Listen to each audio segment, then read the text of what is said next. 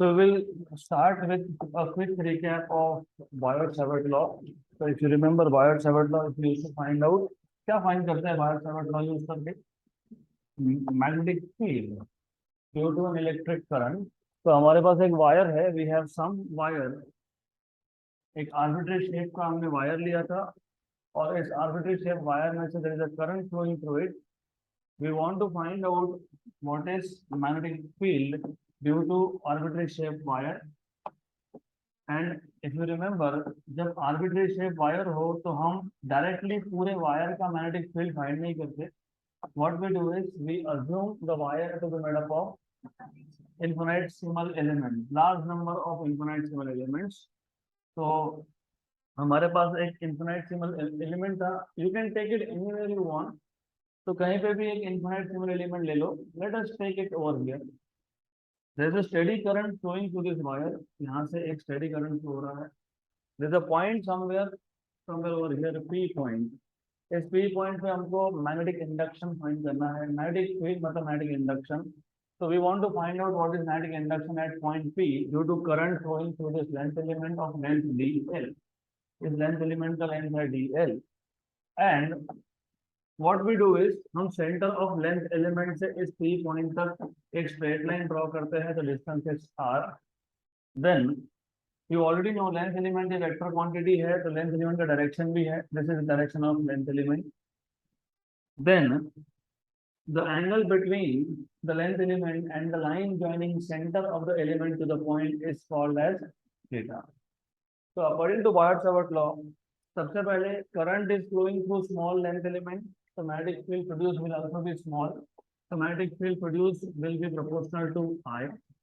Magnetic field produced will be proportional to dl, length of the element.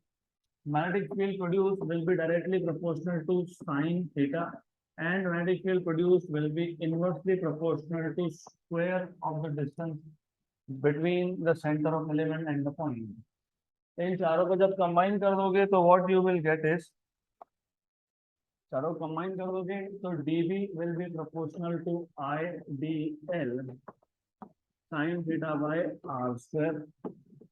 अगर ऐसा unit है, if you are using SI unit, and if the surrounding medium is a free space, it is air or free space, तो constant आएगा mu0 by 4 pi.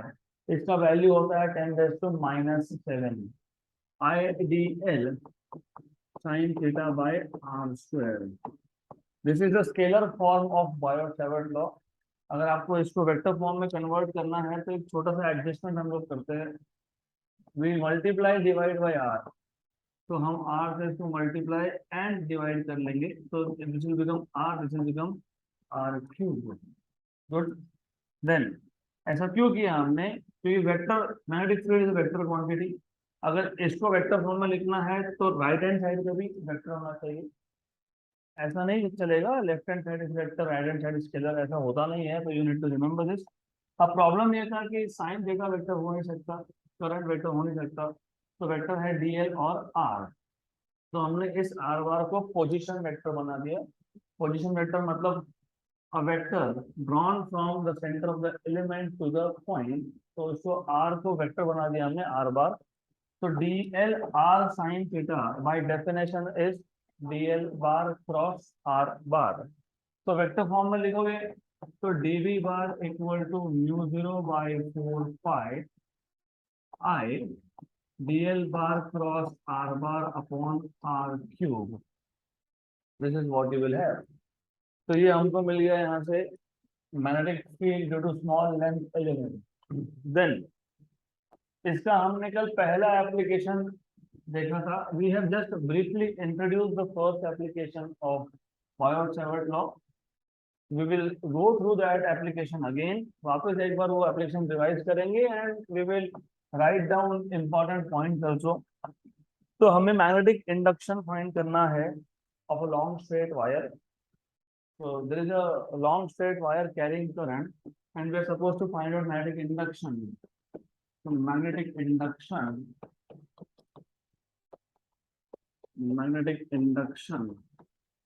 due to current through through a long, infinitely long, through a long straight wire, through a long straight wire.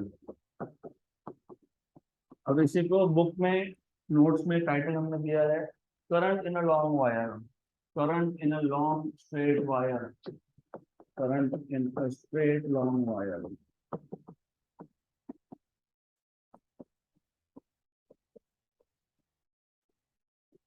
Good. तो idea बहुत clear है, simple. हमारे पास एक long straight wire है. This long straight wire is carrying current and it will produce magnetic field in its surrounding reason.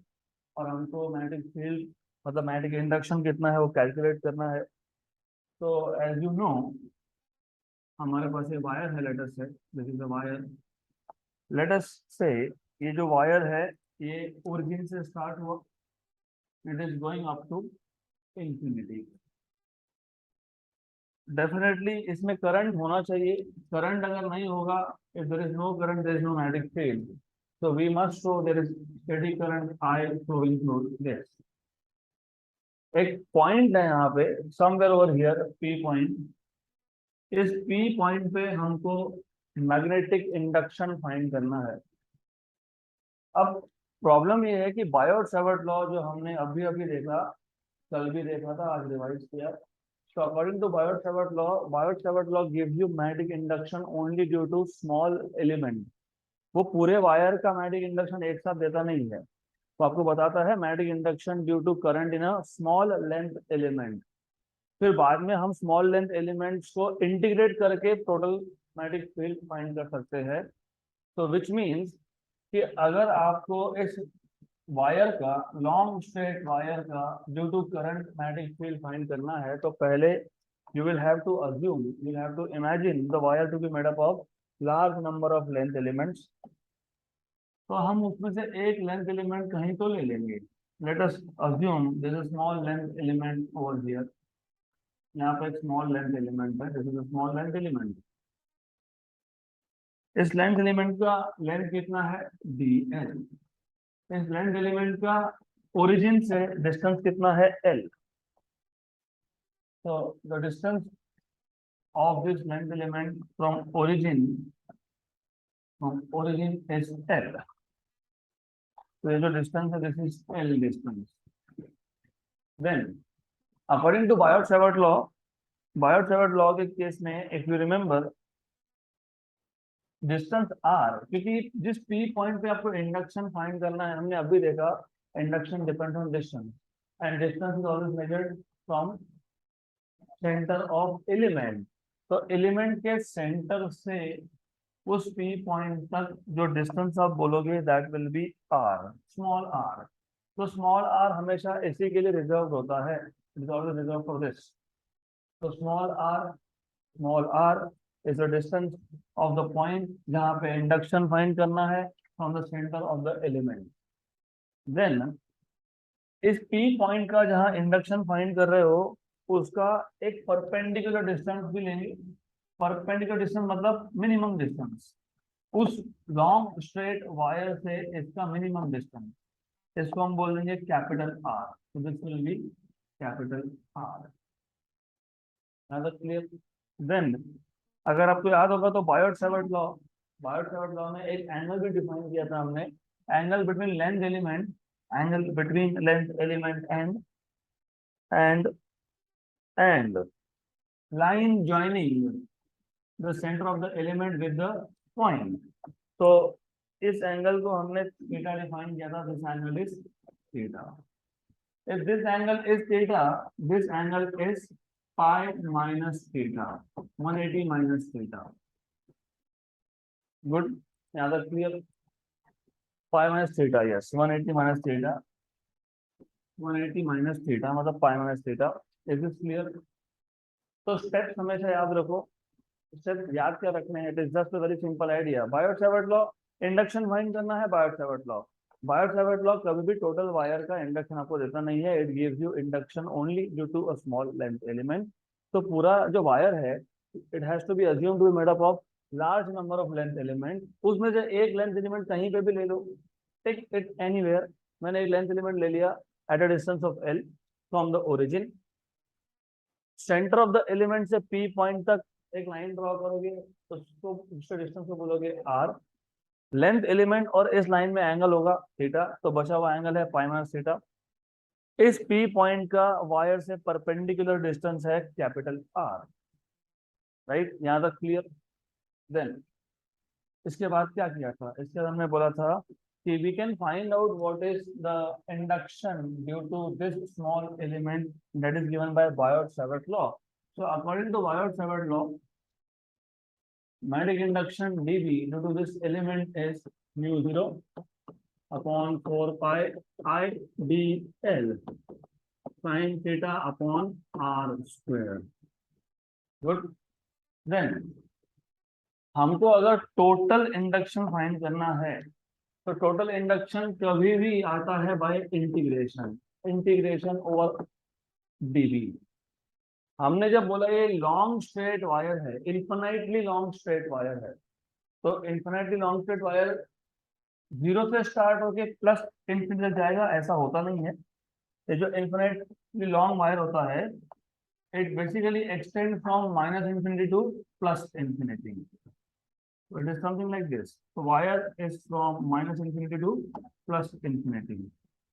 तो जो current pass होगा, जब करंट पास होगा तो वो करंट पूरे के पूरे वायर में माइनस इंफिनिटी से प्लस इंफिनिटी तक जाएगा।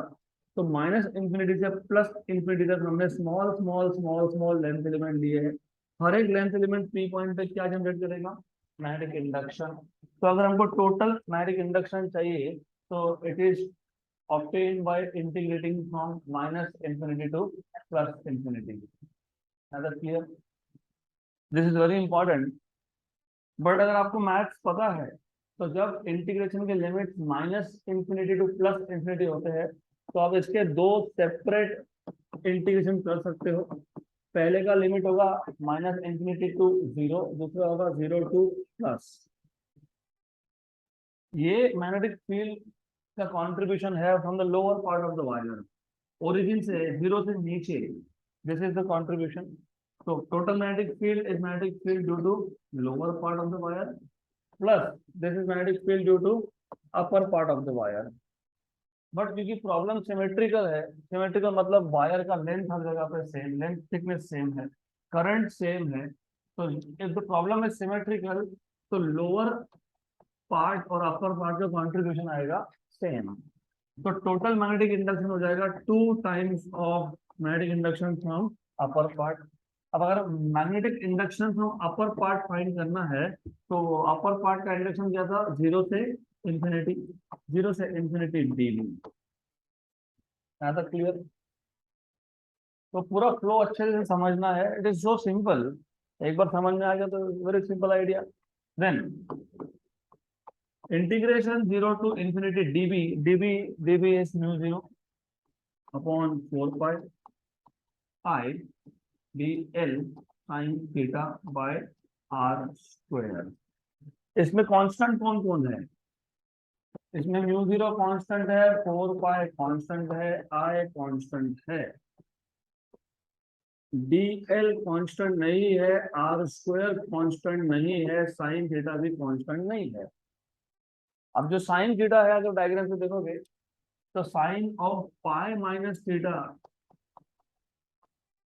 Is opposite side upon hypotenuse capital R by small r. लेकिन sine of pi minus theta is sine theta, तो it is capital R by small r. तो sine theta is capital R by small r, तो d l upon r square capital R by small r, तो ये r cube बन जाएगा। तो mu 0 by 4 pi I integration from 0 to infinity, r भी constant है बाहर निकाल लो, d l by r cube. Integration का वेरिएबल है डी एल लेंथ और नीचे आ गया आर, तो इंटीग्रेशन करोगे कैसे, तो आर को इन टर्म्स ऑफ एल लिखना पड़ेगा, नहीं तो डायरेक्टली अगर आप आर क्यूब बाहर निकालते हो as a constant it is wrong.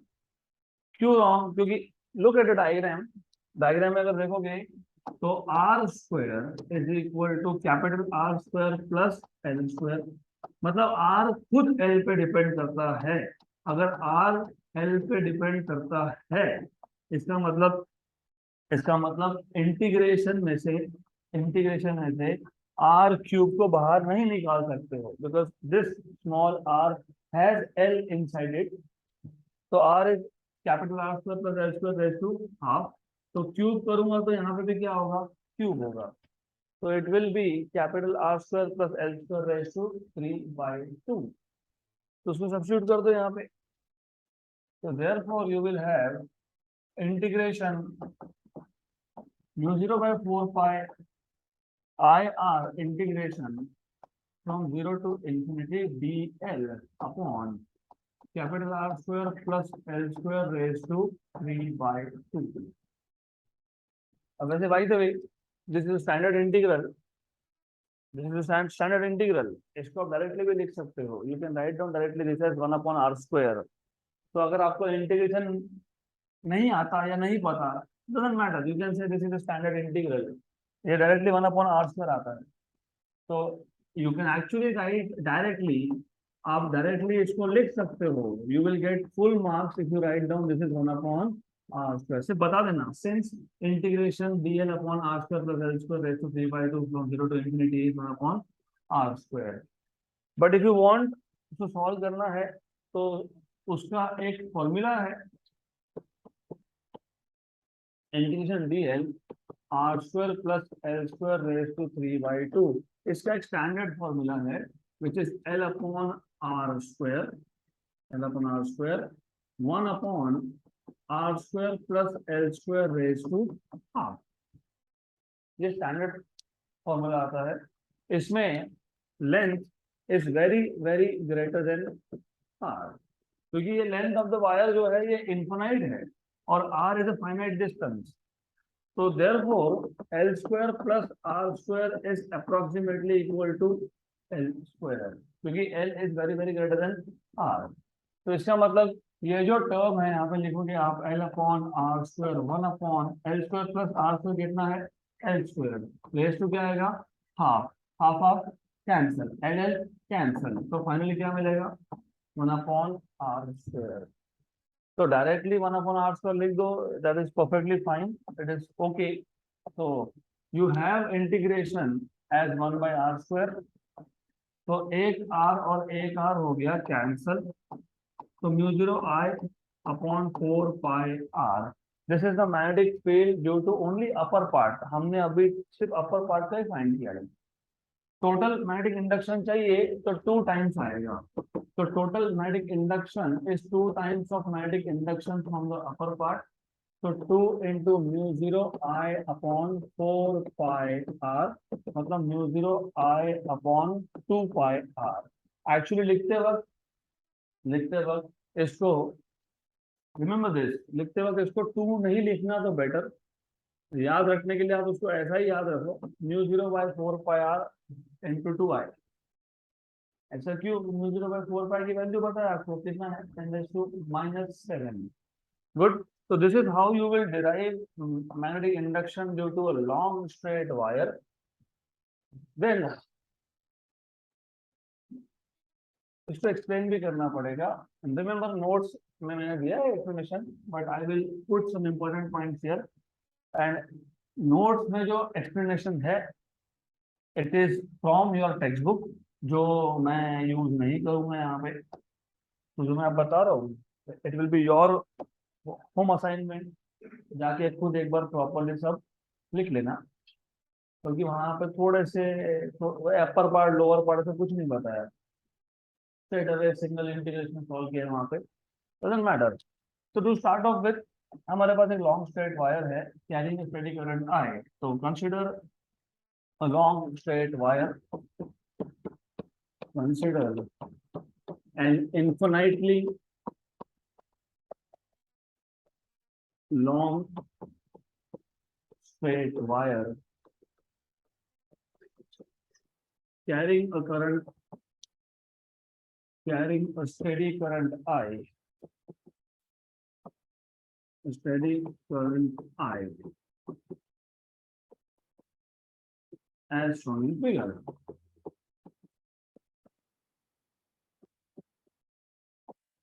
हमको क्या फाइंड करना था? इंडक्शन. कौन से पॉइंट पे? P पॉइंट पे.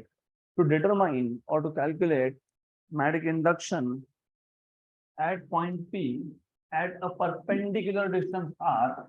Perpendicular distance मतलब smallest distance होता है. This is what you need to understand. So to determine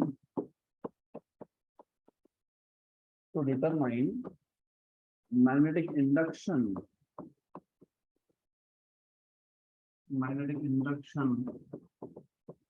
at point P at a perpendicular distance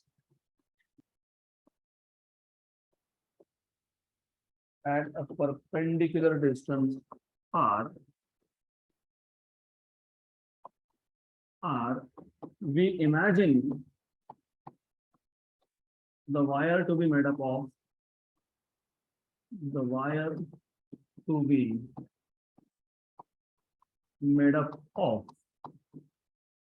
large number of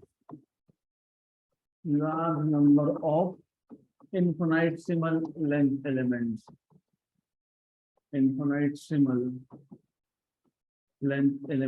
Each of length dl, each of length dl extending from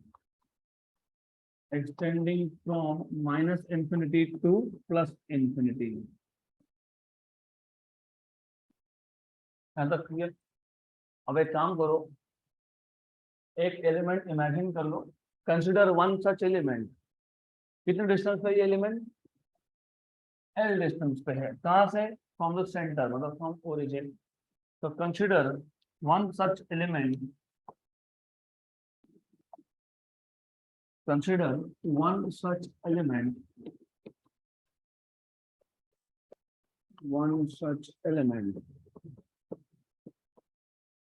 At a distance L from the origin.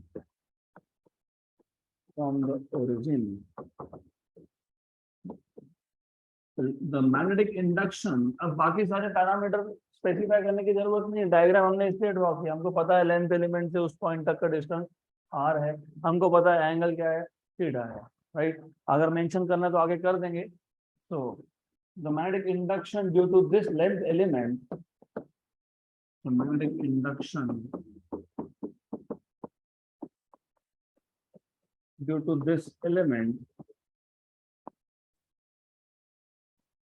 is given by Biot-Savart law.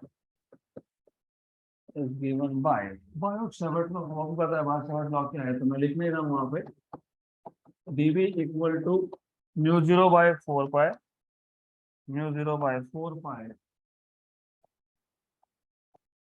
I dl sin theta by r square. अगर आपको specify करना है तो कर देना. Where theta is the angle between the length element and the line joining the center of the element and that point. So I will not write that thing down. I'll skip that part. Right. तो ये मिल गया आपको single element का magnetic induction. Total magnetic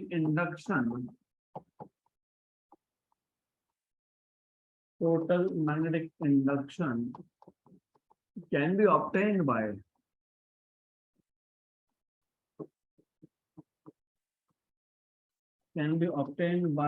integrating.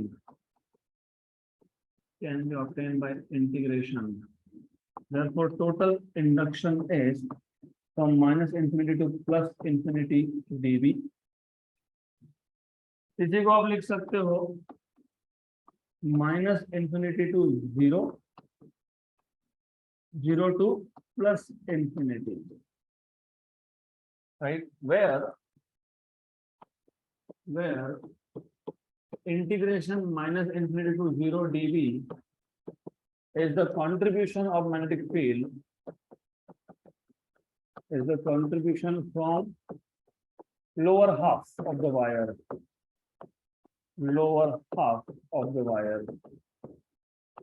और इस lower half को हम B L से डिनोट करेंगे एंड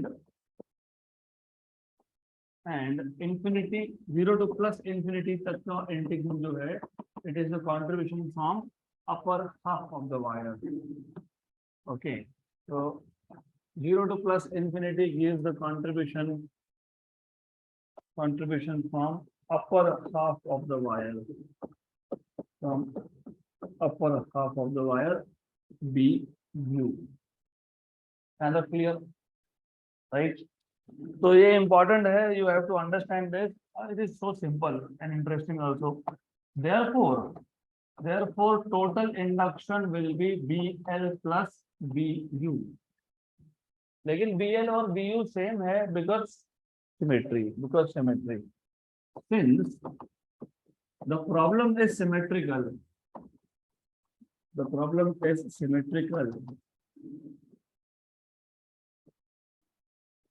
और साइंस में कभी भी आगे भी आप जब जाओगे फ्यूचर में, may be you will become scientist और मे बी आप कुछ अच्छा फील्ड में जाओगे साइंस में, तो ये लैंग्वेज आपको आना चाहिए. Keep it as simple as possible. जो समझ में आया लिखना है, फालतू की चीजें लिखना नहीं. जो है वो है. The problem is symmetrical, therefore hence you have contribution from lower part and upper part same. Therefore, equation number 1, equation number 2. Therefore, from equation number 1 and 2, what you will get is total induction. Total induction will be Bu plus Bu, that is equal to 2 times of Bu. Why not BL? BL कर लो. सिर्फ limits वहां पे minus infinity तो zero लोगे, upper part लोगे तो zero से plus infinity करोगे. That's it. So therefore, total induction is 2 times of Bu, and this Bu is 0 to infinity dB. अब मैं यहाँ पे डायरेक्टली कर रहा हूँ, मैं इसको अलग से कैलकुलेट करके नहीं दिखाऊंगा. तो total induction is 2 times of integration 0 to infinity. This was mu 0 by 4 pi I dl sin theta upon r square. Good.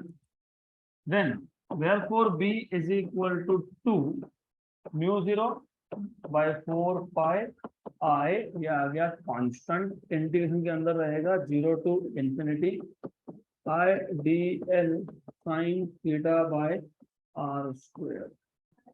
बराबर. I ऑलरेडी है बाहर, तो फिर यहाँ से हटा दो. तो dl sin theta by r square. But sin theta from diagram, but from figure you have sin of pi minus theta as capital R by small r. Sin of pi minus theta is sin theta capital R by small r. Therefore total induction is ये 1 और ये 4, ये 2 और ये 4, 1 and 2 हो गया, तो 1 जा and 2 जा mu 0 I upon 2 pi. Good हो गया. वहां पे ये 0 to infinity dl upon r square. This is capital R by small r. तो r क्यूब बन जाएगा वो. Therefore total induction will be mu 0 I upon 2 pi. Capital R आ जाएगा बाहर. Integration from 0 to infinity dl upon r cube. But again R is equal to capital R square plus L square raised to half. Therefore R cube is equal to capital R square plus L square raised to 3/2. तो maths आता होगा तो physics अपने आप ही आएगा. Maths नहीं आता होगा तो कुछ टॉपिक आपको कभी समझ में नहीं आएंगे, कहाँ से आया क्यों आया. तो मैथ्स कम से कम बेसिक लेवल का तो आना चाहिए. Therefore B equal to, this is mu 0 I R upon 2 pi. हो गया. 0 से इंफिनिटी तक dl upon r cube. What is r cube? Capital R square प्लस L square raise to 3/2, right. अब ये इंटीग्रेशन क्या आता है, 1/r², but integration 0 to infinity dl upon r² plus l² raised to 3/2 is equal to 1/r². Therefore, total induction V equal to mu0 I upon 2 pi into r, mu0 I r upon 2 pi, और integration आ गया 1/r², r cancel. Therefore, induction is mu0 I upon 2 pi r. So this is the formula for magnetic induction at a distance r from a long straight wire carrying a steady current I. Right? Suppose मैंने ऐसा पूछा, what is the magnetic induction at a distance small a due to a steady current? mu0 I upon 2 pi a. What is induction at a distance b? mu0 I upon 2 pi b. Now the clear?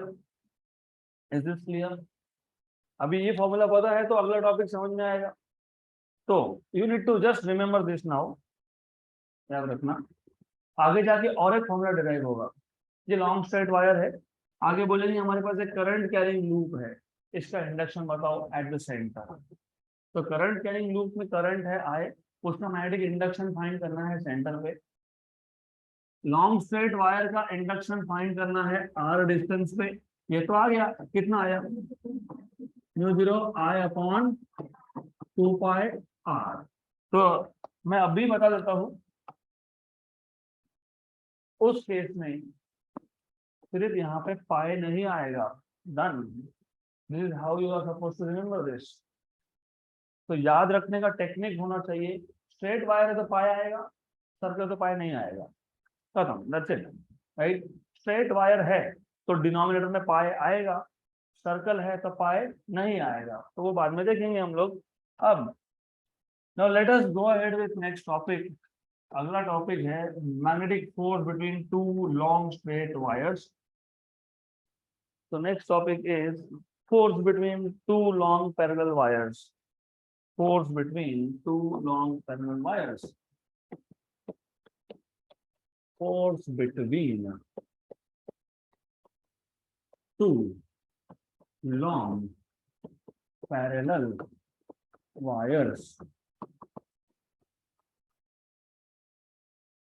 As I told you in the last lecture also, magnetostatics, इसको magnetostatics बोलते हैं by the way. Magnetic field due to electric current due to steady current is known as magnetostatics. Magnetostatics और electrostatics they are very similar to each other. अब electrostatics में हमारे पास static charge का electric field था। इस static charge के electric field में कोई और स्टैटिक चार्ज है तो it will experience force due to field of first charge. Field of first charge is 1/4 pi epsilon 0 q1 by r², where r is the distance, and force due to electric field on charge q2 is q2 into e1। Force कौन experience कर रहा है, second charge. कौन exert कर रहा है, first charge, क्योंकि field किसका है, फर्स्ट चार्ज का। इसमें लिखा कैसे था हमने, force on 2 due to 1। So force on 2 due to 1 is Q2 E1 and force on 1 due to 2 is Q1 E2. In any case, E1 मैंने अभी बताया, what is E1? 1/4 pi epsilon 0 Q1 by r²। आ गया 1/4 pi epsilon 0 Q1 Q2 by r²। यही था Coulomb's law? Yes. So this is a way of remembering F21 force on 2 due to 1। मतलब test charge 2 है, source charge 1 है, तो Q2 E1 is 1/4 pi epsilon 0 Q1 by r²। तो idea ये है कि अगर हमारे पास एक चार्ज है, उसके फील्ड में दूसरा चार्ज आया तो वो फोर्स एक्सपीरियंस करेगा, लेकिन ये होता है एक्शन रिएक्शन। अगर पहले चार्ज के फील्ड में सेकंड चार्ज है तो सेकंड चार्ज के फील्ड में भी पहला charge. So if there is force on 2 due to 1, there is also force on 1 due to 2. मतलब in short, static charges will generate electric field. उस इलेक्ट्रिक फील्ड में अगर दूसरा चार्ज आया तो it will experience a force. Good. और similarly इसका और हमारे टॉपिक का क्या कनेक्शन है? एग्जैक्टली सेम कनेक्शन है। For example, let's say for example we have a long parallel wire, इसका लेंथ हम मान लेंगे L है, और हमारे पास और एक लॉन्ग वायर है, इसका लेंथ मान लेंगे L है। तो we have two long straight wire, we have two long straight wires. This is wire number 1 and you will have another wire also, wire number 2. So there are two wires, wire 1 and wire 2. अब इन दोनों में current है, and remember one thing, जैसे हमने दो charges दिखाए, both charges can be of the same type, like charges, positive positive, negative negative. They can be unlike charges, one positive one negative. तो similarly currents के case में ये पहला conductor था, पहले कंडक्टर में current can go from bottom to top, conductor number 2 में भी current can go from bottom to top. This are called as like currents. जैसे like charges repel each other, यहाँ पे like currents attract each other. पहले conductor में steady current की value थी I1, दूसरे कंडक्टर में स्टेडी करंट की वैल्यू है I2। जब जब एक वायर में जब एक लॉन्ग स्ट्रेट वायर में, या किसी भी लॉन्ग स्ट्रेट नहीं भी होगा तो वायर तो है, जब जब एक वायर में स्टेडी करंट है तो वो क्या प्रोड्यूस करता है? Magnetic field. और उसका फॉर्मूला क्या है? V0I/2πr। अब इमेजिन ये जो दोनों वायर्स है, इन दोनों वायर्स का distance, perpendicular distance is a। आप इसको r भी मान सकते हो, doesn't matter, is a। So the distance between these two wires is a। अब जो पहला वायर था उसमें जो करंट है, it will produce magnetic field in the surrounding region, or direction of magnetic field is given by right hand thumb rule. Imagine the wire to be held in your right hand such that thumb is outstretched and fingers are curled. अगर thumb ये current के direction में point कर रहा है तो curled fingers are pointing in the direction of magnetic field. So if you look, थोड़ा सा इमेजिन करना पड़ेगा, ये thumb करंट जा रहा है ऊपर, okay, and at the location of second wire, जहां पे सेकेंड वायर लोकेटेड है वहां पे curl fingers are going inside. तो curl fingers are going inside. तो पहले कंडक्टर के, पहले वायर के करंट का मैग्नेटिक फील्ड सेकेंड वायर के लोकेशन पे कैसा है? इनसाइड। कैसा है वो? इनसाइड। तो याद है इनसाइड को हम कैसे डिनोट करते हैं? डॉट। तो ये जो रेड डॉट्स मैं दिखा रहा हूँ, this red dot represent magnetic field generated by first wire at the location of second wire. Is that clear? Good. So then second wire is a current carrying conductor placed in external magnetic field of first wire. हमने अभी तक क्या सीखा था? अगर हमारे पास external magnetic field है B, उसमें अगर एक करंट कैरिंग कंडक्टर है, force experienced by that current carrying conductor is bill sine theta. याद है? याद है? Bill sine theta, BIL sine theta. मैंने आपको तब ये भी बताया था कि एक्सटर्नल मैग्नेटिक फील्ड कहाँ से आया, वी डोंट केयर, हम बाद में देखेंगे। तो अब second wire is a current carrying wire placed in the magnetic field of first wire. This second wire will experience force, this second wire will experience magnetic force which will be given by BIL sine theta. है that clear? Force कौन experience कर रहा है? Second wire. Second wire. Field क्या है? External है। ये second wire का फील्ड था क्या? मैग्नेटिक फील्ड सेकेंड वायर का है क्या? नहीं। तो लेकिन करंट किसका चाहिए? लेंथ किसका है? Second wire. अब ये जो एक्सटर्नल फील्ड है किसने जनरेट किया? हाँ, तो force on 2 due to 1 is B1I2L2 sine theta. Clear? F21 F21 F21 force on 2 due to 1, देखो याद रखो, force on 2 due to 1 electrostatics is Q2 E1। Field किसका था, पहले का था, चार्ज किसका था, सेकेंड का था। Magnetic field on 2, magnetic force on 2 due to 1, तो 1 मतलब फील्ड किसका है, 1 का है।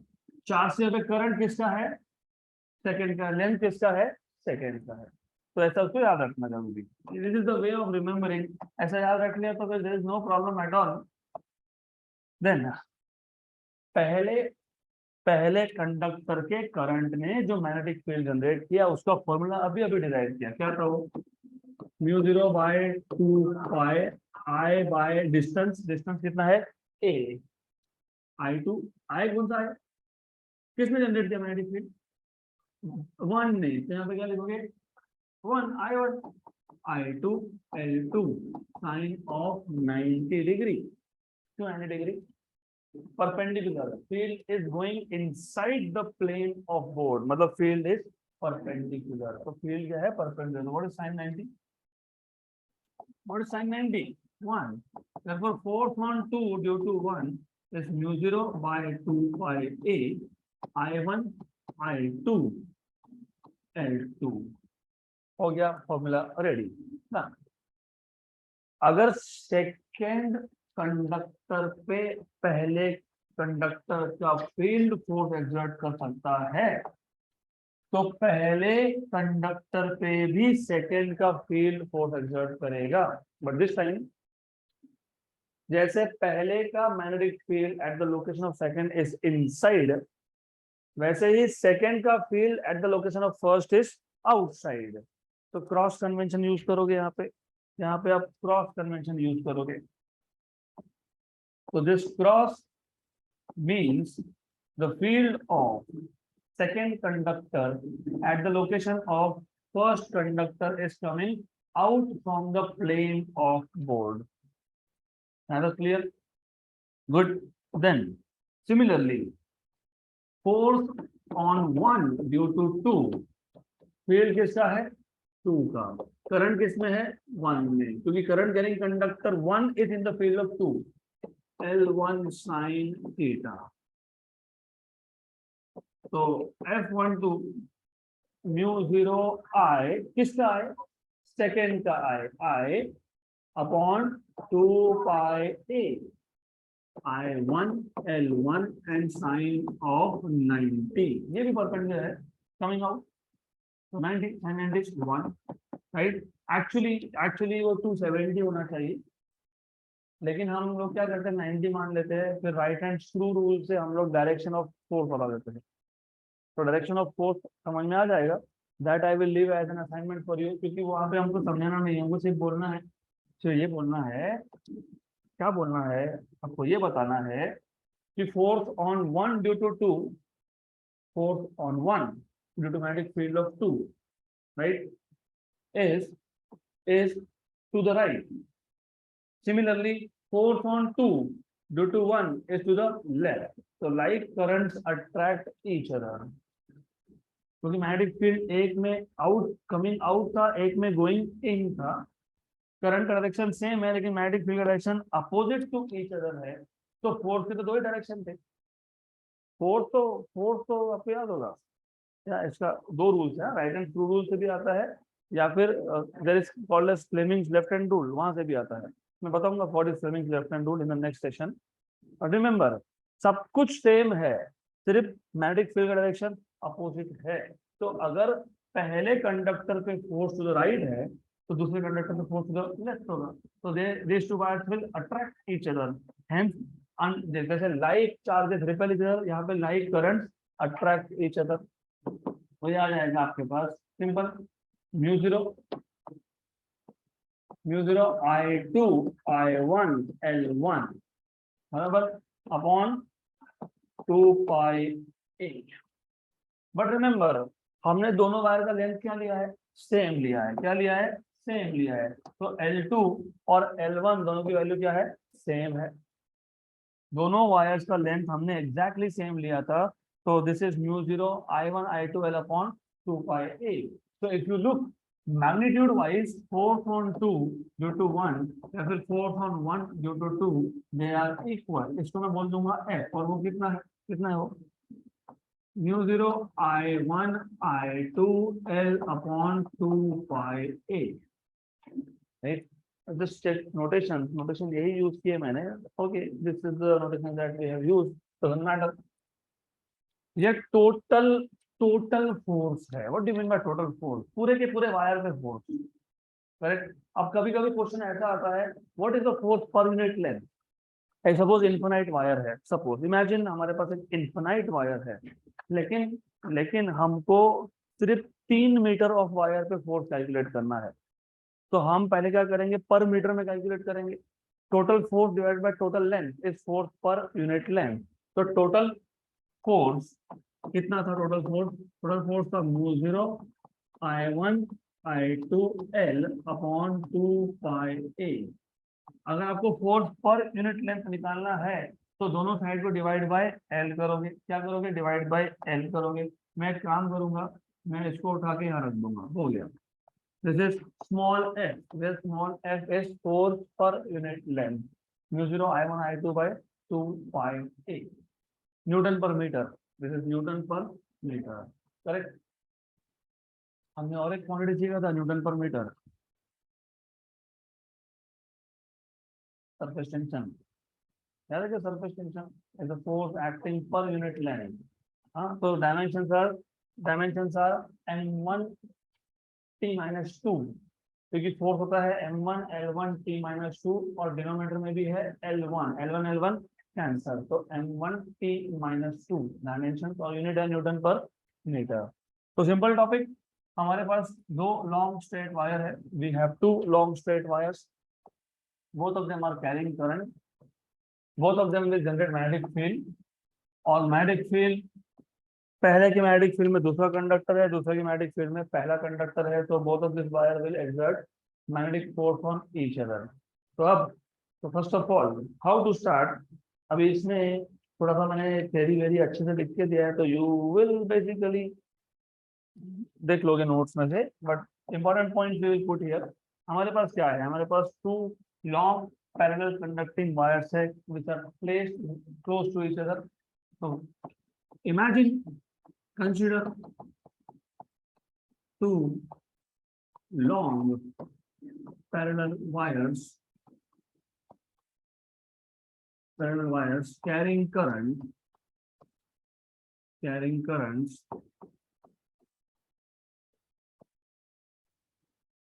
placed close to each other,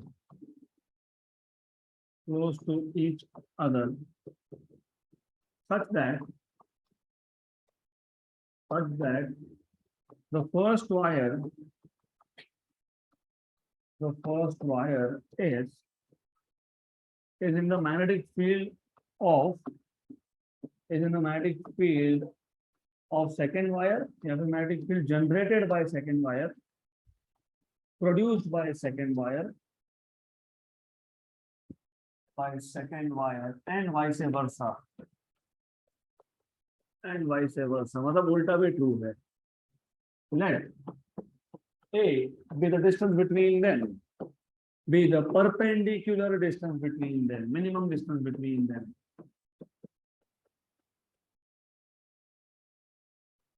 अब इसमें दो केसेस है।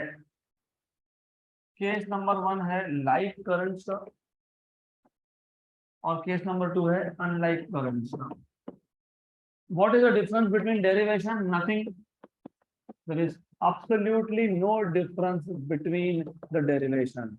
ठीक है, जो हमने यहाँ पे डायग्राम दिखाया है, a diagram, this is for like currents, figure 1। Derivation में नो डिफरेंस, तो हम सेकंड केस डिराइव करने भी नहीं वाले, सिर्फ लाइक करंट में आखिर में बोल देंगे this, in this case the force is attractive, the two wires experience an attractive force, और अनलाइक करंट में हम लोग बोलेंगे the two wires experience a repulsive force। बाकी सब कुछ सेम, सिर्फ फोर्स का डायरेक्शन अपोजिट होगा। उस केस में ये फोर्स यहाँ पे दिखाओगे और ये फोर्स यहाँ दिखाओगे, done. So these two wires are repelling each other. So that is the only difference. बाकी कुछ भी difference नहीं है. बाकी सब कुछ same. चल by the way, ये क्या था? ये था force on 1 due to 2. ये क्या था? Force on 2 due to 1. तो उतना ही difference है. बाकी सब कुछ same है.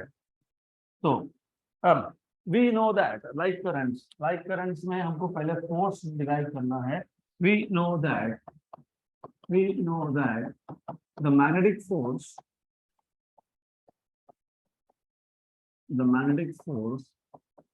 on a current carrying conductor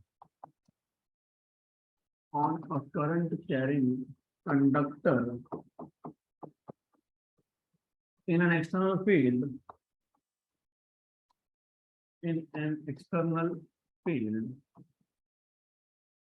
is given by V I L sin theta. Therefore,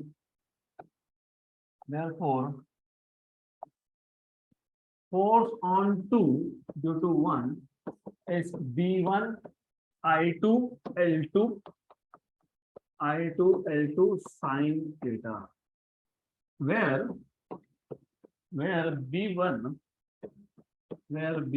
is the magnetic field मतलब magnetic induction. किसका induction है? First, magnetic induction of first wire at the location of second.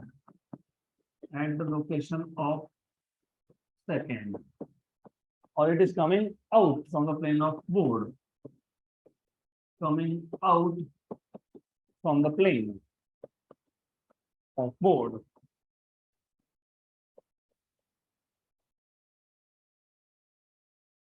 Then I2 is the current in second wire.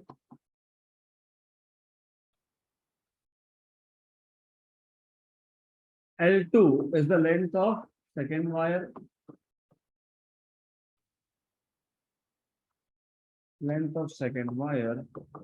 Let us say this length is nothing but L. And theta इसको directly मान लो यहाँ पे 90 degree. Definitely theta is the angle between length and magnetic field. हाँ तो रख दो mobile रख दो, ध्यान यहाँ पे दो, वो बाद में देखना घर पे जाके. Theta equal to 90. Theta is the angle between the length and magnetic field. So that I am not writing down here. वो आपको पता है. This is my assumption कि वो आपको पता है. It's very basic thing now. So therefore, force on 2 due to 1 is B1. लेकिन B1 का फॉर्मूला भी तो लिखना पड़ेगा ना. B1 का फॉर्मूला लिखना पड़ेगा. यहीं पे लिख देते हैं. We have to write down what is B1. क्योंकि हमने अभी देखा how to derive an expression for magnetic field. So therefore, B1 equal to mu 0 I. किसका I? 1 upon 2 pi A. Right? So B1 is mu 0 I1 upon 2 pi A. यहाँ था I2, यहाँ था L2, ये है sin of 90. Therefore, force on 2 due to 1 is equal to mu 0 I1 I2 L2 is L sin 90 is 1 upon 2 pi A. Similarly,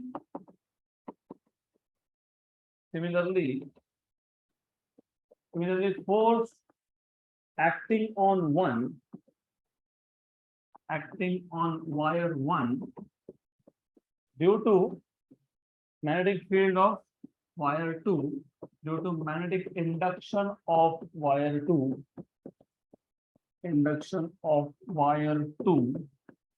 is, so force on 1 due to 2 is B2 I1 L1 sin of theta. अब इस सब में explain नहीं करूंगा. हमको पता है what is B2, हमको पता है what is I1, हमको पता है what is L1. We also know what is theta. Therefore directly लिख देंगे straight away mu 0 I2 upon 2 pi A. I1 L1 is L and sin of 90. So therefore force on 1 due to 2 is mu 0 by 2 pi A I1 I2 L equation number 2 and equation number 1.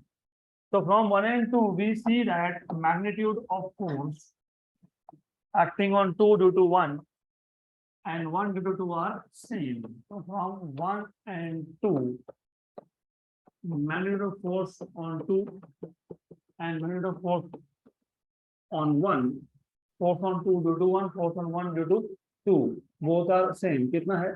Mu 0 I1 I2 L upon 2 pi A. इसी को बोल देंगे हम लोग F. Therefore, F is equal to mu 0 I1 I2 L upon 2 pi A is the force between two parallel long wires carrying steady currents. Now that's clear? Good. Then force per unit length is given by force per unit length. किसका per unit length? Wire का. Of the wires, दोनों wire का, of the wires is F by L. इसको मैं बोल दूंगा small f equal to mu 0 I1 I2 by 2 pi A. Last but not the least, the force in this case is attractive. यहाँ तक clear? Clear यहाँ तक? अब second case है अनलाइक करंट्स का. एक दूसरा फिगर ड्रॉ कर देना. इस फोर्स को यहाँ, उस फोर्स को वहां. डन. खत्म. Good. So force on 1, the force on 1 due to 2, force on 1 due to 2 will be here, and force on 2 due to 1 will be here. That's it. That's it. तो याद रखना उस केस में एक दूसरा डायग्राम ड्रॉ करोगे, diagram number B.